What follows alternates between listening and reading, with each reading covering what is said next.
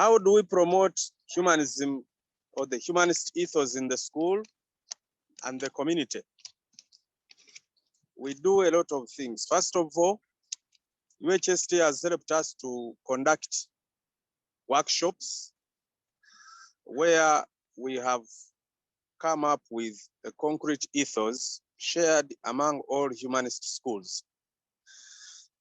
And we have values that we ensure that we follow at school in day-to-day running of the school. For example, we encourage a non-discriminatory approach in admission of students. We do not discriminate students based on their religion. We admit children from different religious backgrounds. We admit children from different tribes, whether girls, boys, those who are disabled. So equality is an aspect that we follow. All human beings are equal. And when they come to school, all teachers are taught, instructed to treat children on the same footing. Whereas we admit children from different religious backgrounds, but we do not promote their religions. We promote the humanist philosophy. For example, children are not allowed to preach their gospel or to pray on specific days. They are supposed to follow our calendar. We don't force children to join the humanist club, but those who so wish to join share a lot in the humanist club. Issues pertaining human rights, women rights, democracy, they are shared in debates. We have open debates where children discuss important aspects of society, both nationally and internationally.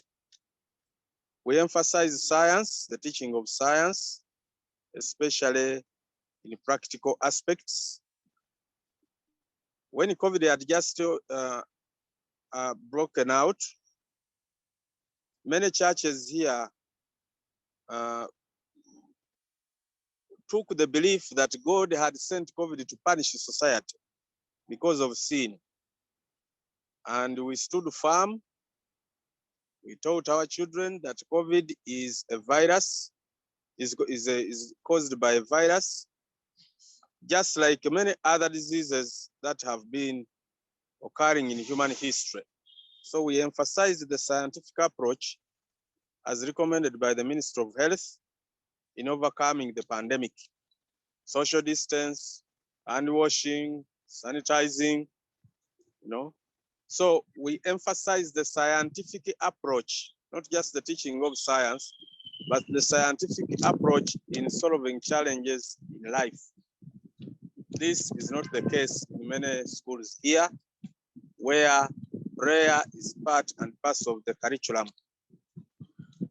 We also emphasize tolerance.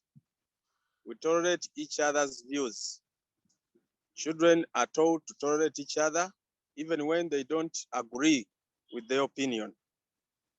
So this is very important in our school. We do not condone corporal punishment. We use non-corporal methods of enforcing discipline, positive discipline. For example, flogging children is not allowed. Even using unkind remarks, any form of corporal punishment is not allowed in our schools. Teachers are taught always to consult. We have a humanist counsellor who is well versed with our values and systems. So in much of what they do, they consult the humanist counsellor on how to overcome students' challenges. The students are also free with the humanist counsellor, and often every evening he meets those with problems to offer solutions. All staff are not humanists, but when admitting them to school, they are supposed to sign on their contract. And on that contract, we show them that we are a humanist school, and while you work with us, you need not to promote values which are in, conflict with humanism. We try as much to brief them about humanism, not with a view to convert them, but to make them aware that they are in a secular society different from many schools which are religious.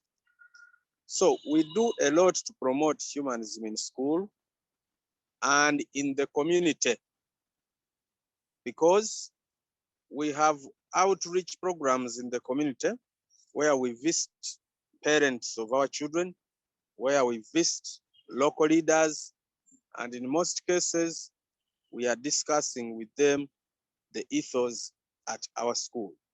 And the community is actually happy with what we do.